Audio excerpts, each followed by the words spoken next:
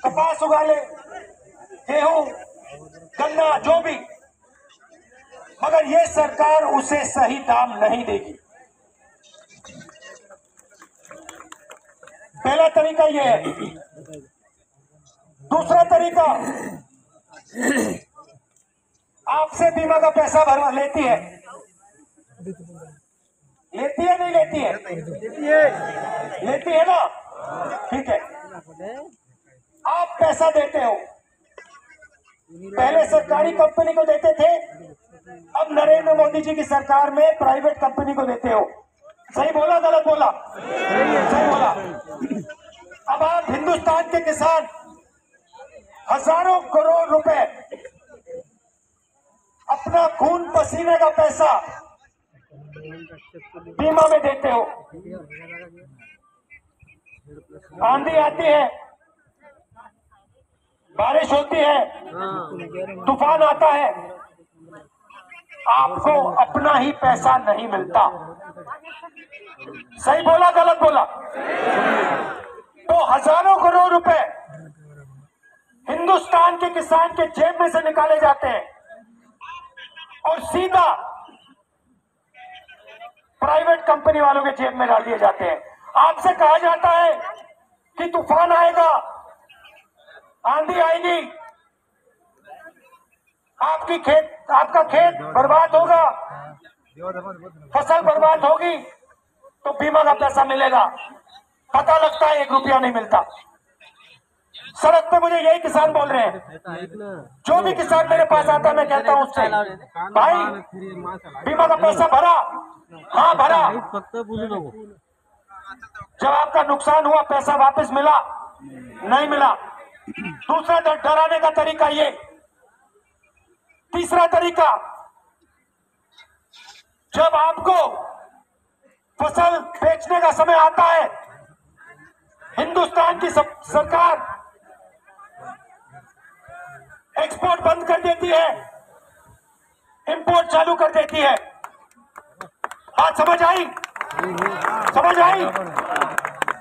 तो आपका जो काम होता है वो गिरता है, खरीद लेते हैं। तीसरा तरीका। चौथा तरीका, हिंदुस्तान के अरबपतियों का ये 2 मिनट में कर्जा माफ कर देते हैं, मगर हिंदुस्तान के हजारों किसान आत्महत्या कर दे, आपका कर्जा माफ नहीं हो सकता। चौथा तरीका। तो किसान के दिल में ऐसे डर भरते हैं। एक तरफ नरेंद्र मोदी भाषण करेंगे, दूसरी तरफ आपकी जेब में से पैसा निकलेगा। पांचवा तरीका, डीजल, पेट्रोल और गैस के दाम बढ़ाते हैं। इंटरनेशनल मार्केट में कुछ भी हो जाए, पेट्रोल के दाम गिरे, डीजल के दाम गिरे, तेल के दाम गिरे, हिंदुस्तान में नहीं गिर सकते, कभी नहीं गिर सकते एनडीए की सरकार में। प्रधानमंत्री जी आते थे, कहते थे यूपीए के समय कहते थे 400 रुपए सिलेंडर के हो गए हैं, शर्म करो। आज रेट क्या है? 1000 रुपए हो गया ना, 1200। आज शर्म की बात क्यों नहीं करते प्रधानमंत्री? और ये जो भाइयों और बहनों, ये जो 400 रुपए सिलेंडर मिलता था और आज जो ये 1200 का हो गया, ये पैसा कहां जा रहा है? ये आपने कभी सोचा? ये आपने कभी सोचा ये जो पैसा आपकी रसोई में से छीना जा रहा है, ये जा कहां रहा है? ये सोचा आपने? नहीं सोचा। ये हिंदुस्तान के सबसे बड़े अरबपतियों के जेब में जा रहा है सीधा। ये नाम ले लिए, देखो नाम ले लिए, पूरा हिंदुस्तान जानता है।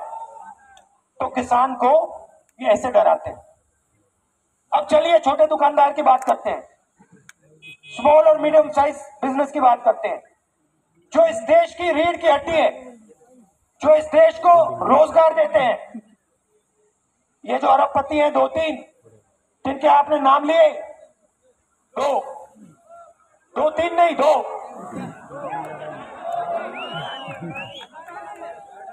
मैंने पार्लियामेंट में भाषण दिया था, हम दो हमारे दो। दो सरकार में है, दो सरकार में है और दो बाहर है, चार लोग हैं। ये देखो, ये देखो, इन्होंने बोला दो सरकार में दो बाजार में। तो छोटे दुकानदार, स्मॉल और मीडियम बिजनेस वाले देश को रोजगार देते हैं। कोई 200 युवाओं को रोजगार देता है, कोई 400 को, कोई 500 को, 1000 को, कोई 2000 को।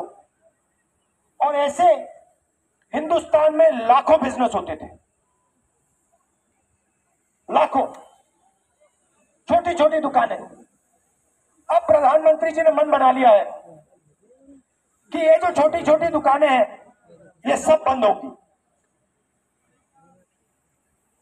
और इनके बजाय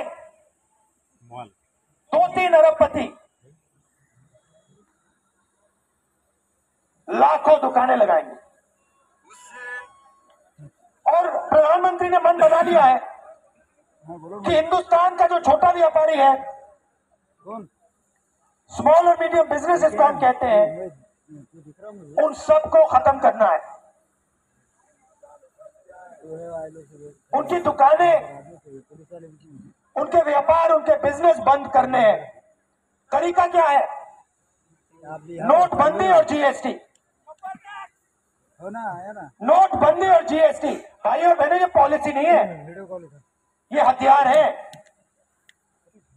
ये छोटे दुकानदार, स्मॉल और मीडियम बिजनेस वालों को मारने के हथियार है ये तो। क्यों? डर पैदा करना है। क्यों? नफरत चाहिए, देश को बांटना है, देश में हिंसा फैलानी है और जनता का ध्यान असली मुद्दों पर नहीं आने देना है। हिंदुस्तान में एक ही असली मुद्दा है भाई और बहनों। मैं सड़क पे चल रहा हूं, एक ही मुद्दा है, छोटा व्यापारी, मजदूर, किसान, स्मॉल मीडियम बिजनेस वाले, सब के सब एक ही चीज की बात करते हैं। बाजू में तो दिख रही है। हर माता पिता चाहता है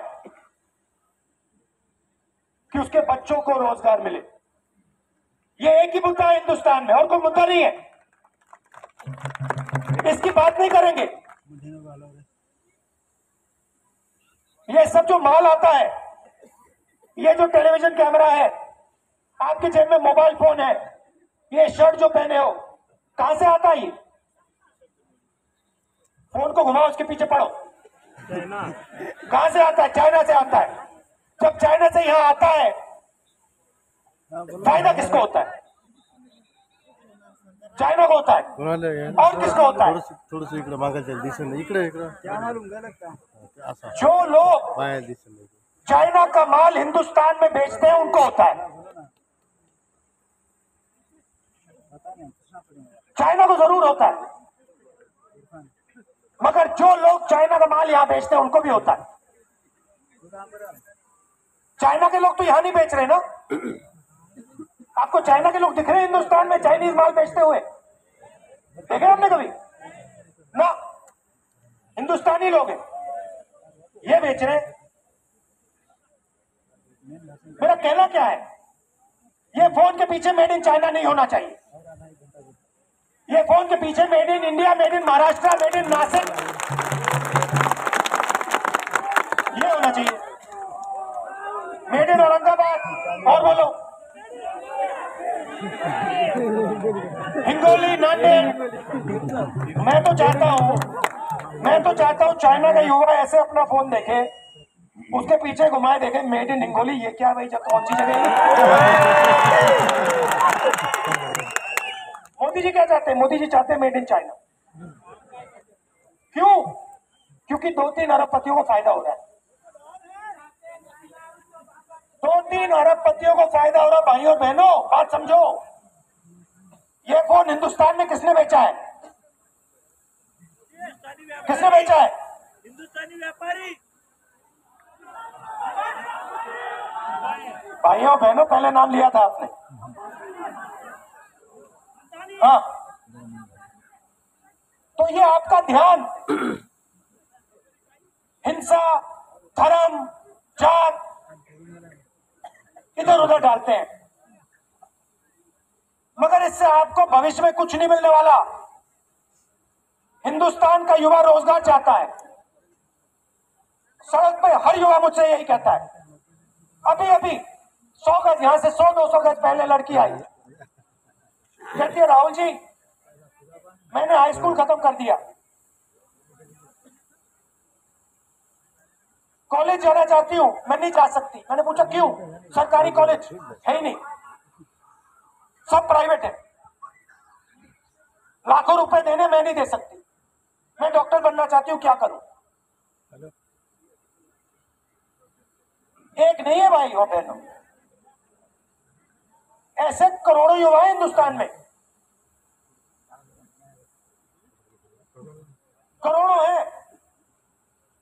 और ये सब के सब अगर इनसे काम निकाल लिया, ये चाइना को पटक फेंक देंगे,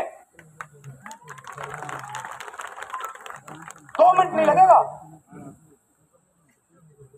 मगर इनको चांस नहीं दिया जाता। शिक्षा का सिस्टम देखो, पूरा का पूरा प्राइवेट कर दिया। अस्पताल जाना है, पूरा का पूरा प्राइवेट कर दिया। रोजगार चाहिए, नहीं भैया आपको नहीं मिल सकता, सिर्फ 2-3 अरबपति है, पूरा का पूरा हिंदुस्तान, पूरी सब बिजनेस उनको मिलेंगे, आपको कुछ नहीं मिल सकता। आपका ध्यान सिर्फ धर्म, जात, इन चीजों पे रखेंगे।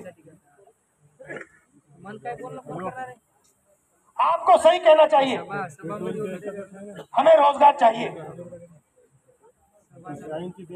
हमें शिक्षा चाहिए।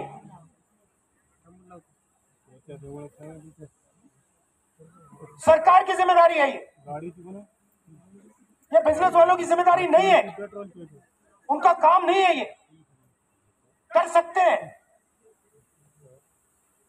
मना नहीं कर रहा हूं, मगर ऑप्शन तो होना चाहिए। गरीबों के लिए कोई ना कोई ऑप्शन तो होना चाहिए। अगर गरीब बच्चा लाखों रुपए नहीं दे सकता, कहां जाए वो, क्या करे? अच्छा, पहले एक और रास्ता हुआ करता था जिसको हम पब्लिक सेक्टर कहते थे, BHEL, HAL, भारत पेट्रोलियम, आप नाम जानते हो, रेलवेज, सबसे बड़ा रेलवेज। अब ये क्या कर रहे हैं? वो भी रास्ता बंद कर रहे हैं। रेलवेज में प्राइवेटाइजेशन शुरू कर दिया, BHEL, ये सब के सब एक के बाद एक, ये भैया आपकी पूंजी है, ये आपके हीरे हैं, ये आपने बनाए हैं। अच्छा, फिर नई चीज चालू की है, अग्निवीर योजना, सुना आपने? अब आप इसको समझो। जो जवान होता है, मेरे साथ चले, मैंने उनसे पूछा भैया बताओ अग्निवीर के बारे में बताओ। मुझे कहते हैं राहुल जी देखिए, जो सेना में जाता है, एयरफोर्स में जाता है, नेवी में जाता है, BSF में जाता है, CRP में जाता है, वो अपनी जान देश को देने के लिए जाता है, वो फ्री में नहीं जाता। ये पुलिस वाले हैं, CRP के लड़के यहां खड़े हैं, ये अपनी जान देने के लिए खड़े होते हैं। पुलिस में इतना रिस्क नहीं होता, मगर आर्मी में रिस्क होता है। उन्होंने मुझे बताया देखिए, आर्मी का फर्ज, जब एक व्यक्ति कहता है मैं इस देश के लिए मरने के लिए तैयार हूं, तो आर्मी का फर्ज, नेवी का फर्ज, एयरफोर्स का फर्ज उसको टॉप क्वालिटी की ट्रेनिंग देने का होता है। सही? क्योंकि अगर आपने जवान को सही ट्रेनिंग नहीं दी और उसको लड़ाई में डाल दिया, उसका नतीजा आप समझ सकते हो। सही? सही? अब उन्होंने कहा देखिए, आर्मी में कम से कम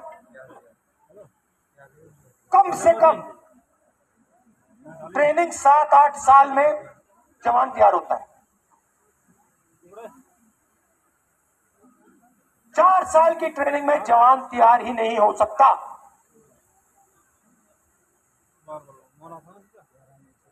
और 6 महीने की ट्रेनिंग में अगर आप हिंदुस्तान के जवान को युद्ध में भेज रहे हो, तो आप उसके साथ अन्याय कर रहे हो। क्योंकि जब वो युद्ध में जाएगा 6 महीने की ट्रेनिंग के बाद, और उसके दूसरी तरफ चाइना के जवान को 7, 8, 10 साल की ट्रेनिंग होगी, तो नतीजा आप सबको मालूम होगा। ये हिंदुस्तान के एक सर्विसमैन ने मुझे बताया। दूसरी बात बताई कि आप पहले आर्मी में किसी को भेजते थे, वो जिंदगी भर सर्विस करता था, वापस जब वो समाज में आता था, गांव में, तो वो गांव को, समाज को रास्ता दिखा सकता था। मतलब उसमें एक वजन होता था। आप जानते हो आपके गांव में जो एक सर्विसमैन होते हैं, उनमें वजन होता है। होता है नहीं होता है? होता है ना? क्यों होता है?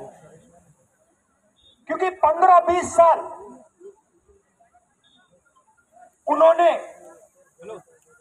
अपनी जिंदगी के लिए देश को दिए, इसलिए उनमें वजन होता है, और उस वजन से समाज का फायदा होता है। ये भैया मैं नहीं कह रहा हूं, ये एक्स आर्मी वालों ने मुझे इस सड़क पर बताया। तो उन्होंने कहा कि अग्निवीर से हिंदुस्तान की सेना और हिंदुस्तान की सेना का जो मोराल होता है उसको नुकसान होगा, और हिंदुस्तान की सेना को चोट पड़ेगी।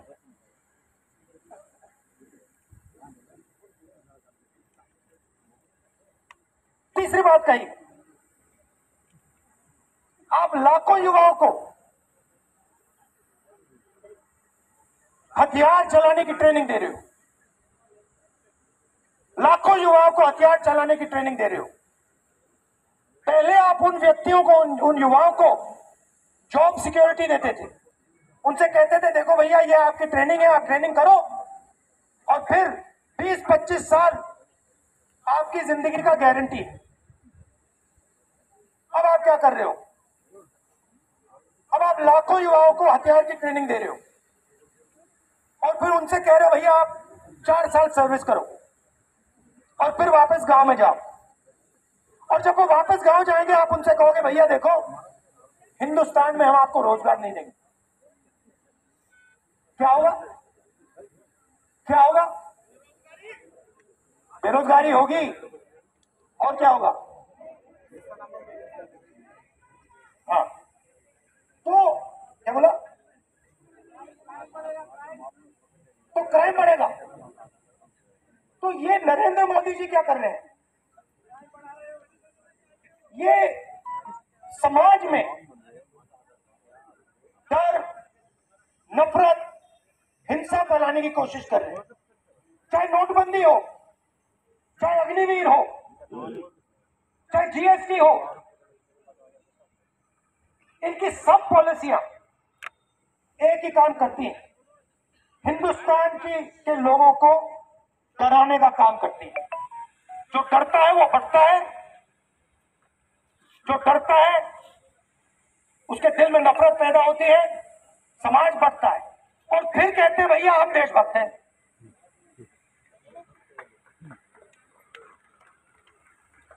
तो किसान का कर्जा माफ नहीं करना देशभक्ति, नोटबंदी देशभक्ति, गलत जीएसटी देशभक्ति, किसान का कर्जा नहीं माफ किया देशभक्ति,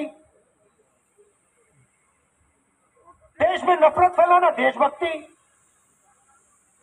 किसान के काले कानून देशभक्ति, बेरोजगारी देशभक्ति, महंगाई देशभक्ति।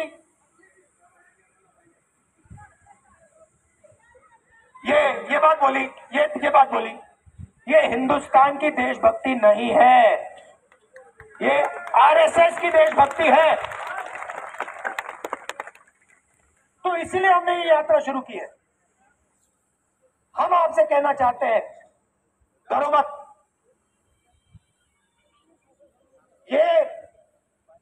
ये शिवाजी महाराज का देश है,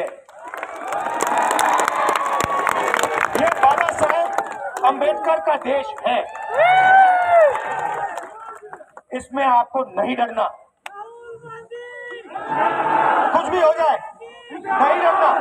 और अगर आप डरोगे नहीं, आपके दिल में नफरत नहीं पैदा हो सकती, और अगर आपके दिल में नफरत नहीं पैदा होगी, हिंसा पैदा नहीं हो सकती। याद है। और देखिए, मजे की बात बताता हूं, यात्रा सुबह 6 बजे शुरू होती है। हाँ 6 बजे। आज हम 25 किलोमीटर चले। मैं 6 बजे उठा और अभी नहीं 5:20 पे उठा मैं, अभी 7:30 हो गए। मेरे चेहरे पे आपको थकान दिख रही है? मैं थका हुआ दिख रहा हूं? ये पटोले जी थके दिख रहे हैं?